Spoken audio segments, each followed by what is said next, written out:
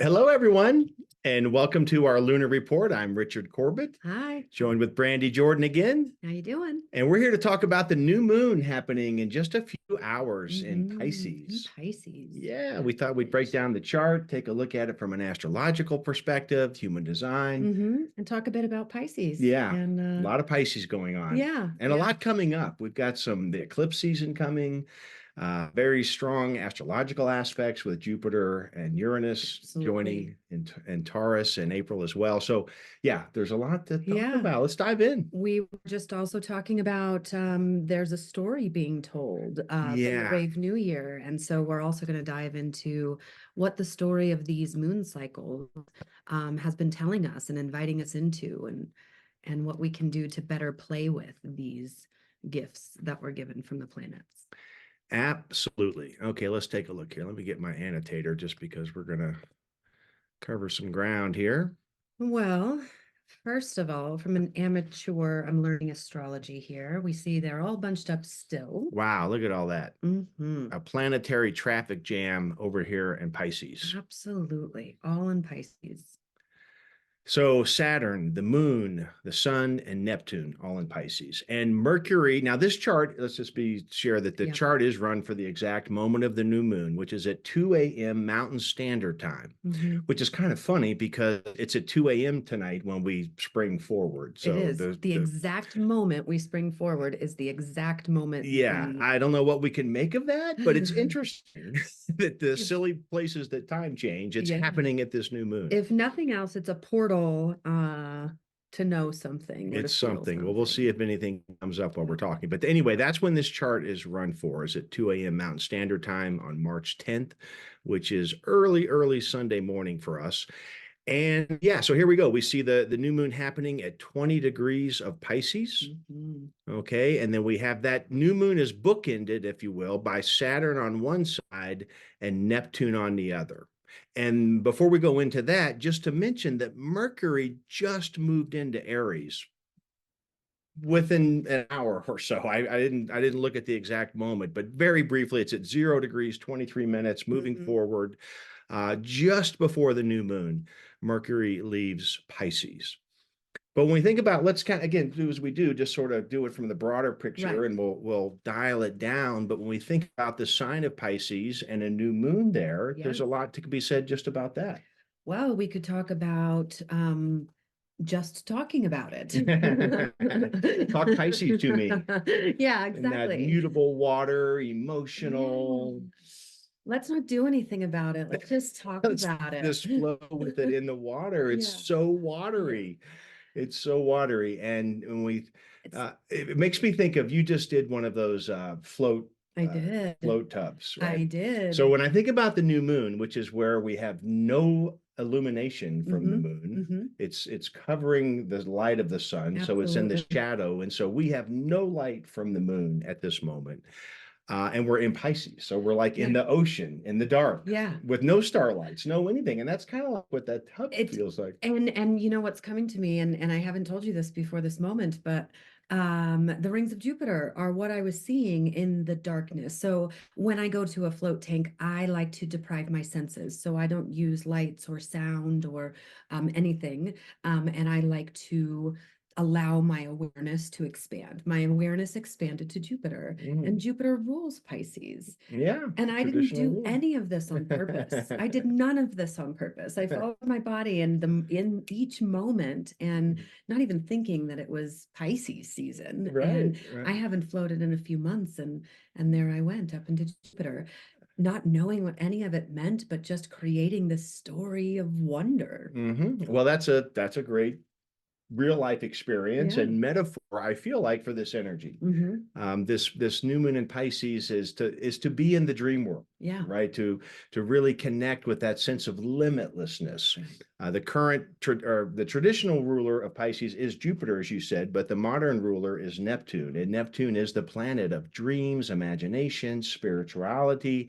But it is beyond the bounds of Saturn. It Mhm. can just go forever, just like our creativity can. Right. And I think that's a big message of this new moon, is to be in that space, which is to be, I think, in a way, patient with where we are, to be in the flow of this watery sign. Mhm. Not only is it creativity and imagination and illusions, but it can also be the other side of that. It can go limitless into the delusions or Right. sense of lost, or you can use the word madness, I guess, to be really extreme about it, but it can go in both In directions on the madness. spectrum. Yeah, and if you see, I'm not sure if we're ready to move into that yet, but when we get there, we'll see how many emotional gates are activated, Yeah. and what you just described as the emotional wave. Right. So we're having a Pisces new moon. As we get to Yeah. the body graph, we have an incredible number of solar Yeah. plexus activations. Mhm. But Mhm. while we're still here in the astrological, I think it's worth noting just how this Saturn on one side and Neptune on the other.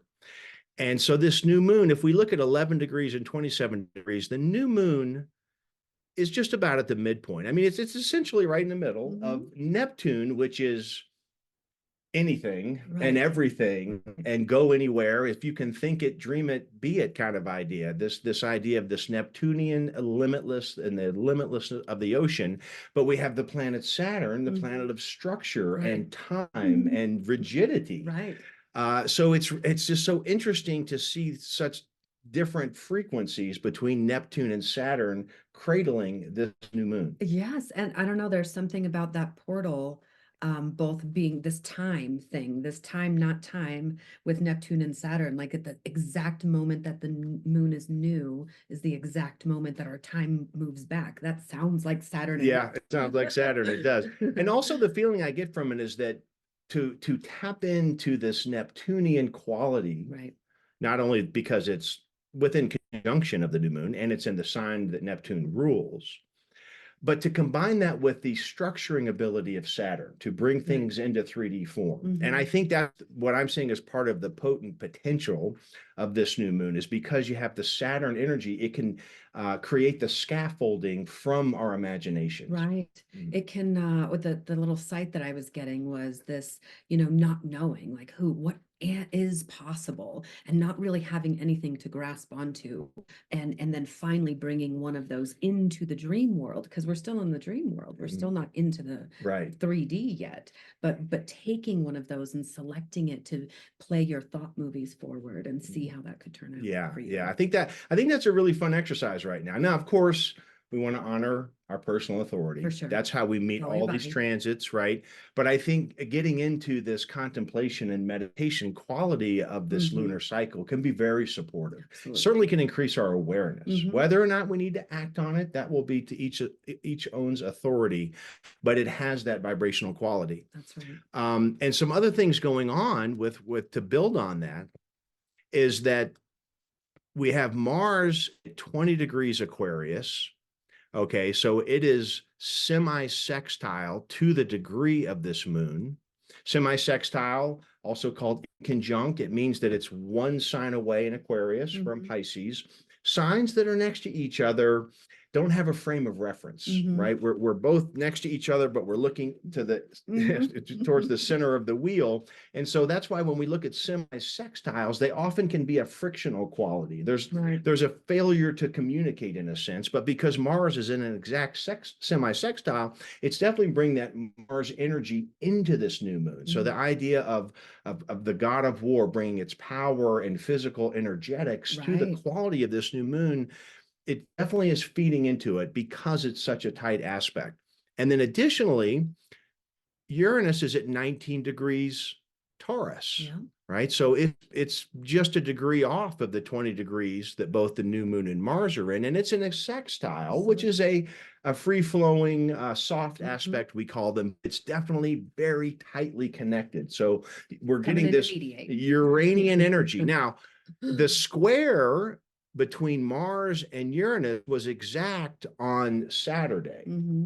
So this new moon being at our time, 2 a.m. Sunday, we just will have had the square Right. during the day on Saturday, but it's so tight, this aspect, that it's still part of it. So when we talk about a Mars Uranian square, I mean, Man, that's fireworks, Yeah. right? I mean, that is this dynamic energy of a square joining the god of war power of Mars and its zeal and feistiness and win at all costs, and the explosive Right. transformational quality of Uranus, lightning, Yeah, anything can happen. I mean, that is just a lot of power that is. fueling, and those are two fixed signs, and they're fueling this new moon in the ocean of Pisces. I'm giggling because I'm glad I was napping during this time. I mean, it's so weird because it's so electric, it's Yeah. so powerful, but it's just so watered down. Yeah. It's like a fire that won't go out, but you're just dumping water on it. I don't, it's like a fire Yeah. underwater, like those oil Oh, rigs, you know, yeah. that catch on fire Mhm. underwater. Oh, It's that's such a intense. freaky sight, but that's kind of what I see in this chart right here.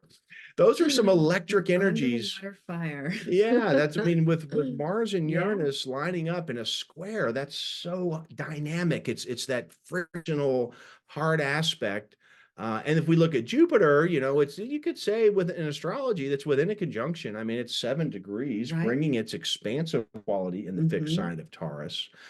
There's a lot of juice in here for sure. Now, as I mentioned, Mercury just went into Aries. Yeah. So it's bringing its conceptualizing, intellectual communication. Mercury, when it was in Pisces, can really be challenged. Yeah. It's not only in its detriment, it's in its fall. Mhm. Mercury loves analyzing and it loves the details. And in Pisces, that's really hard for Mercury to find its footing. Right, But right. it's finally got into Aries now. So now it's got this cardinal fire, Yeah. right? So it's getting some energy, a different quality to Mercury in that sense.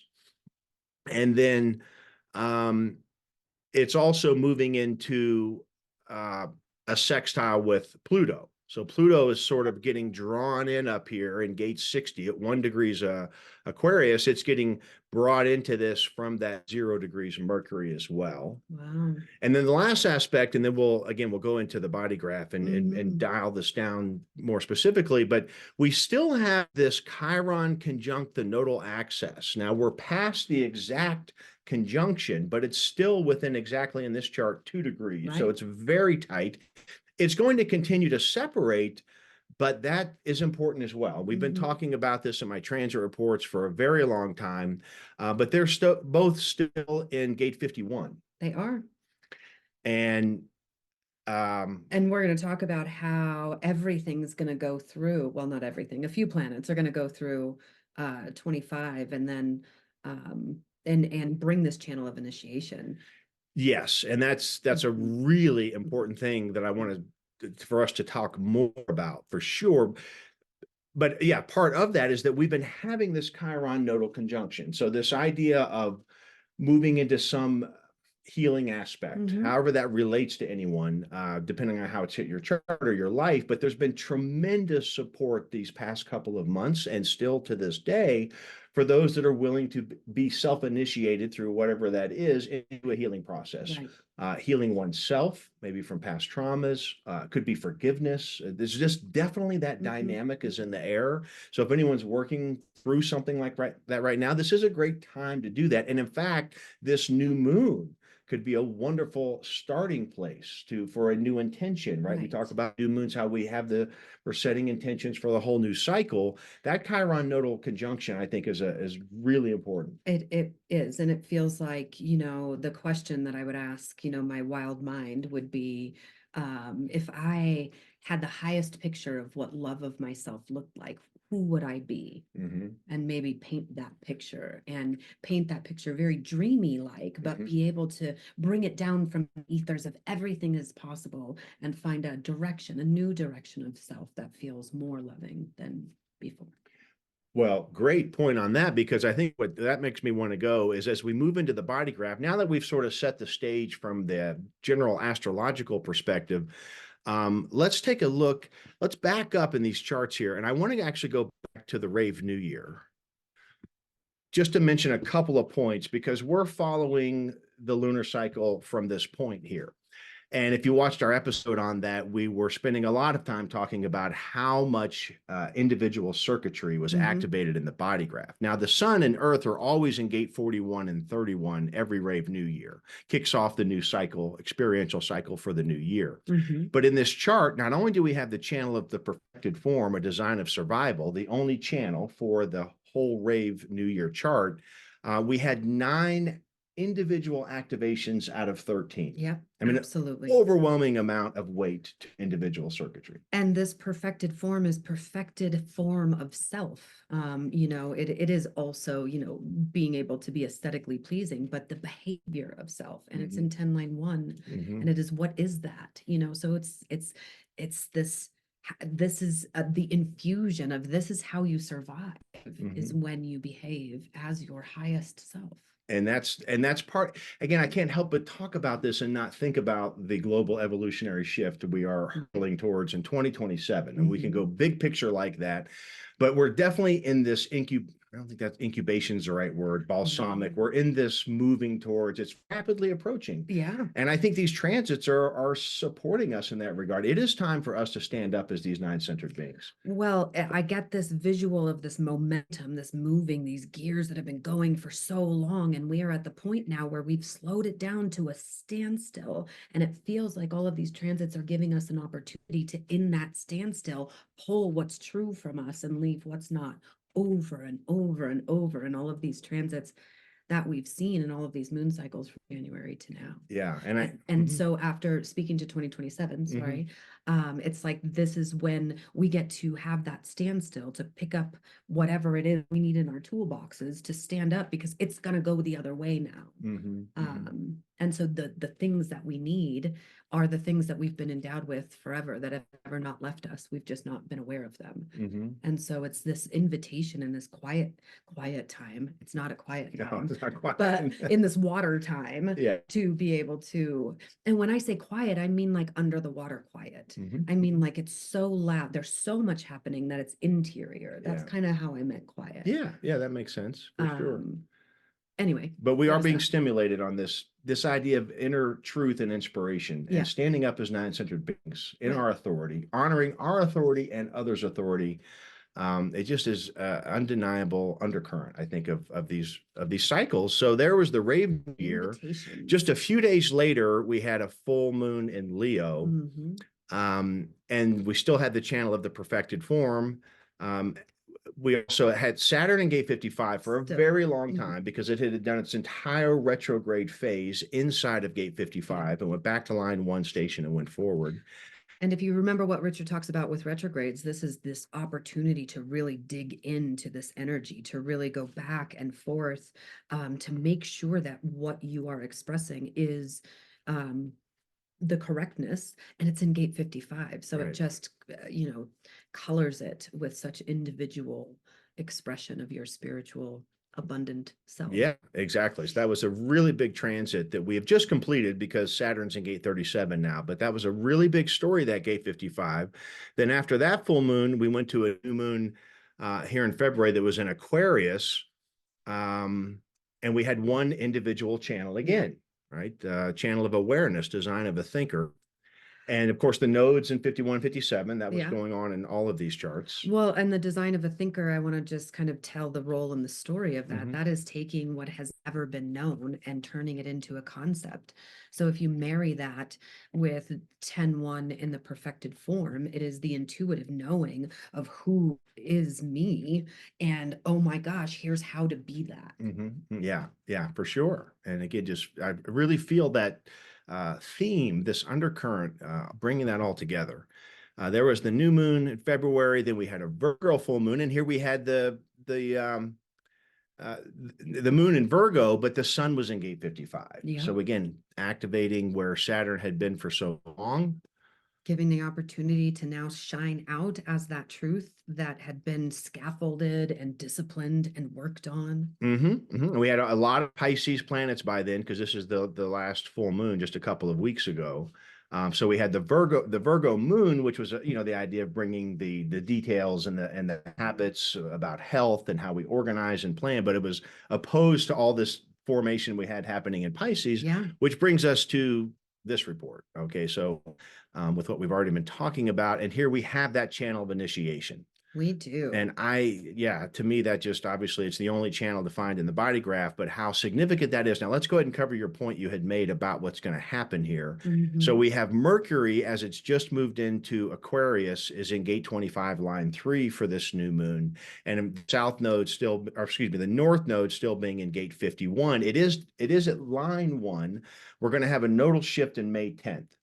So this being March 10th, we have 2 months before the North Node leaves gate 51. And in that 2 months, not only do we have Mercury here right now, but we're going to have the Sun move in next, I believe. Yeah. The Sun, March 18th. Okay, so the Sun will move into gate 25 and activate the channel of initiation after Mercury. Neptune, April 10th. April 10th, we're going to have Neptune in gate 25. Then Mars on April 28th. And Mars on April 28th. That March 21st equinox. I mean, the channel of initiation is getting ready to be lit up like New York City on New Year's Eve. I mean, that's what it feels like. We've got an outer planet, the Sun, Mercury, Mars, and Venus. And that's just extraordinary. And what are we being initiated into? I think the rest of the chart tells that story, how it's all in the solar plexus. It is all the story that you told between the madness and the bliss. And it's being initiated, I think, into the feelings of all of that. I think if we all look into mainstream media and everything that's going on, we can see that we are being asked to feel. We're being demanded to feel. So initiation into our feelings. We need, moving into 2027, we are full awareness beings. And so in order to live in a world that way, where the solar plexus is the awareness center, we who have not lived that way get to learn. And I feel like this is our opportunity, our initiation into still following our body while regulating our nervous system and feeling what we feel. I think that was beautifully said. And here on that note, here we have the Sun at gate 22 for the new moon. Oh, which is giving us the key to do it gracefully. It is giving us the ability to take what we've worked in 55, this provocation, this 39 55 isn't always known to have grace. It's a bit provocative and hot sometimes, a little pokey, and 22 gets to be the expression of what's real, right? We all have this 55 in us, this, what is my abundant spirit? I have to know, I have to provoke it. It has to be, there has to be some friction in order to get there into that thing. And then once I realize that 22 is the expression of it. So am I going to dishonor what I've known, what I've learned in 55? Dishonor is the other side of grace, and neither is bad, wrong, or shameful. We just get to follow our body and watch the experience tell it so. But is there dishonor? Am I playing the role of dishonoring what the work that Saturn has done in 55 for the past few months for me? Or am I expressing it gracefully in a way that has right timing? Yeah. And that's true. Amen. I think that was really, I feel like that really is the theme. Yeah, that really feels like it. That solar plexus has got so many activations. And again, that whole idea, and that's Pisces is mostly solar plexus gates, except for gate 63. So yeah, I think you described that very well. I think I just realized my whole mystical way is lit up right now in the chart. So I was like, oh, I wonder where that came from.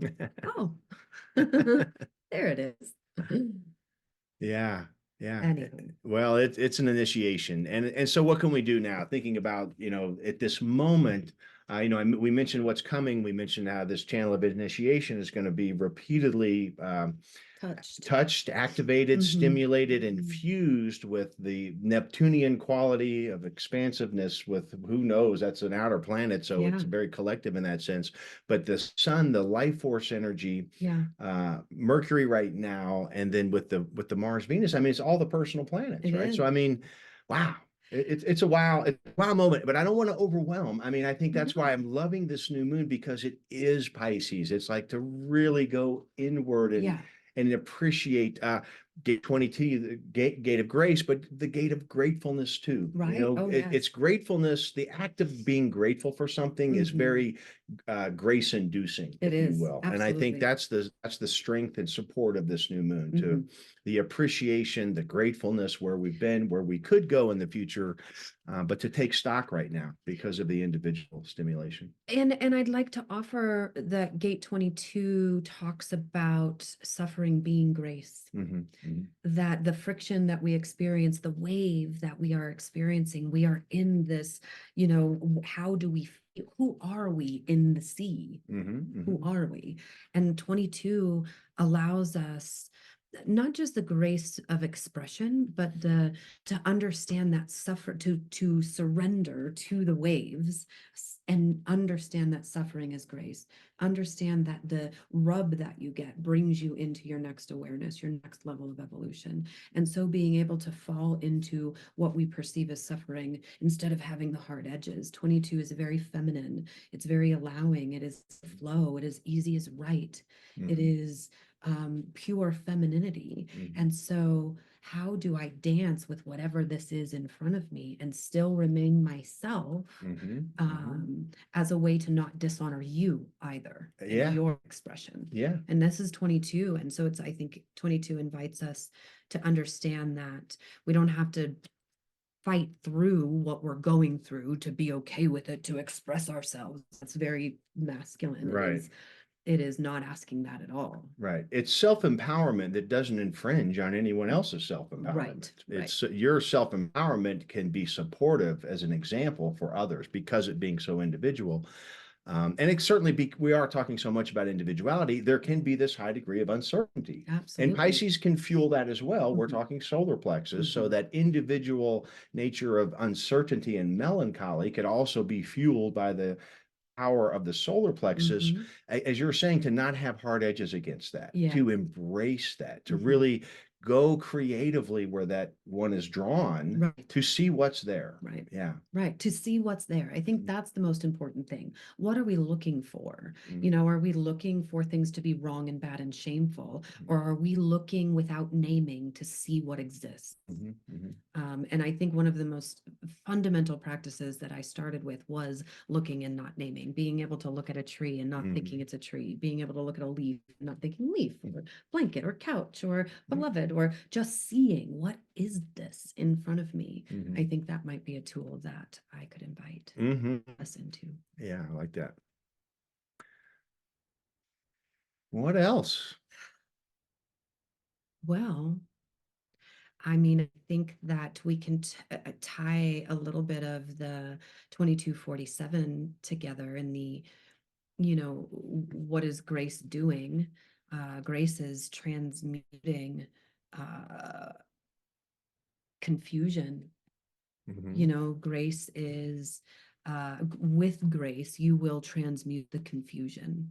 mhm, Like that's the key that I see here. mhm, mhm, Um, and have right timing. When you follow your body, this right timing of this message that is designed to come from you will be intuitive and will change things mhm. and will initiate us all, everybody around you, into something new. Yeah, and with Pluto still in gate 60, it's at line 6 at this point, but it's Hmm. here still in 60, Yeah. bringing the planet of death, rebirth, transformation into this gate 60, which is all about accepting limitations is Hmm. the first step to transcendence and moving Hmm. through that and coming up with this Uranus in gate 23, this unique, creative, Yeah. individual voice of expression. Yeah, it's like the script of a really good movie out at sea. And we have this choose your own adventure story because something's going to change, and we can tap into our intuition, and we can allow our minds to show us what is there, Mhm. and be initiated into a new experience or not, Yeah. you know, and yeah, follow your authority. And I guess what I would add lastly, just to come back to that whole Pisces idea, because as we look at the chart here with this large clump of planets here passing through Pisces, of course, all of those are going to move into Aries over the coming weeks, right? Yes. So that with Pisces sinking in and being still within that wateriness, within that emotional wave can be so supportive right now, Yeah. because we're going to get such a different energy when we move into the spring equinox. Not only will the sun be in Aries, but all Right. these other planets are going to be there. And we're going to have that. I mentioned the Jupiter Taurus conjunction on April 20th. Again, I feel there's more energy coming from Yeah. the transits. And Yeah. so being in this space now and holding that watery nature Right. really can be grounding in that sense. And I think we need that as we're moving into a pretty rock and roll spring in Yeah. terms of transits. So not necessarily time to, um, you know, create something, but it is time to imagine Imagine it. something. Yeah, absolutely. Imagine it for sure. Mhm. Um, And this is the 100%. end. I think that there's a couple of things that I'm learning that I thought were helpful. And one of them is that, this is the end of that zodiacal, how do you say that? Zodiacal year. Mhm. And so it's the culmination of all that work and Mhm. everything that has come to fruition. And Mhm. it's like gate 64. It's like the beginning of the next story. So what is the foundation that you can stand on, Mhm. be able to begin now the next story? Yeah. And so um, I really liked that. And then there's something else that I learned that I want to pass on. Maybe this can be the last thing, but that the sun is the moon is new. We cannot see it because the sun is so bright. And what I heard last night was that the sun is coating the moon Mhm. with what the fullness will then bring us on the other side. And I thought that that was such a magical visual Yeah. to imagine that right now is the coating, Mhm. is the imprinting Yeah. from the sun onto the moon. And so we get to, because the moon's not outside of us, it's inside of us, and it Mhm. exists here, we're also being imprinted in that way. That's Mhm. kind of what I got from Yeah, that. no, that's a great way. I think a really nice way to describe it, which Yeah. it also happens actually every time a planet is conjunct the sun, I would say. Right. But it is the moon every month. Mm-hmm. So Mm-hmm. yeah, it's And so this is a pattern of stimulation that our bodies are used to, and Mhm. that I never really thought about it Mhm. in that way. And so I thought maybe that would be Yeah, valuable. love it. Well, cool. Yeah. Well, thank you Thank you. for your And thank you brilliance. all. Fun Mm-hmm. to share this time with you. Yeah. And hope you have a lovely Pisces new moon. Yes. Enjoy. Thanks. Bye for now. Bye.